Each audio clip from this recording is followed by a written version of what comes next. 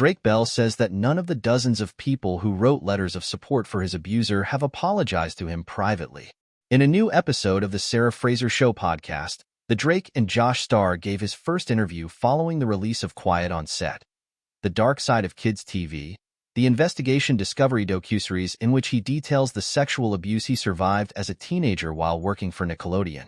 The docuseries revealed that James Marsden, Taran Killam, Boy Meets World actors Will Friedle and Ryder Strong, and Growing Pains stars Joanna Kearns and the late Alan Thicke were among 41 people who wrote letters vouching for Nickelodeon dialogue coach Brian Peck when he was awaiting sentencing for abusing a teenage Bell in the early 2000s.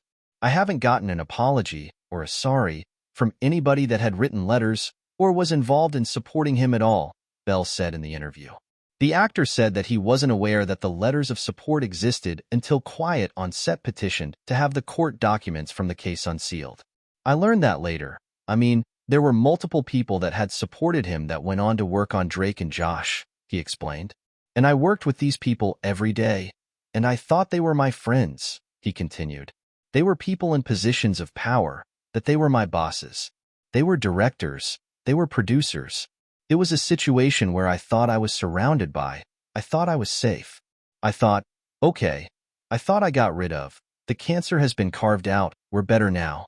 And I had no idea that for 4 years, I was working alongside people who had supported him, and probably in the back of their mind were thinking of me in a certain way, and I thought they were my friends.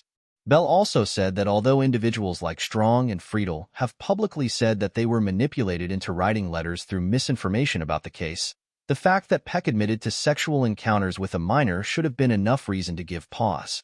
To sit there and say, yes, I did this, but it's not how they're painting it. I can't imagine framing it in a way where 41 people, adults, say, oh, well, that totally makes sense. How you're telling me that makes sense, he said. Bell said that he does appreciate the handful of people who have made public statements about their regrets. Tom DeSanto, the producer from X-Men, he released an apology statement, which I really appreciate, he explained. This is a very, very tough thing for everyone involved, and that's what happens when people like Brian do what they do. It creates a ripple effect. And so that was really cool of him to do. Kearns is the only letter writer to provide a follow-up statement used in the docuseries. It read, I have now learned that my letter of support was based on complete misinformation. Knowing what I know now, I never would have written the letter. Other letter writers have not issued public statements about their support since the airing of Quiet on Set. Reps for Marsden, Killam, Kearns, Friedle, and Strong did not return Entertainment Weekly's previous request for comment. You can listen to Bell's full interview on the Sarah Fraser Show above. If you or someone you know has been a victim of sexual abuse, text STRENGTH to the crisis text line at 741 to 741 to be connected to a certified crisis counselor.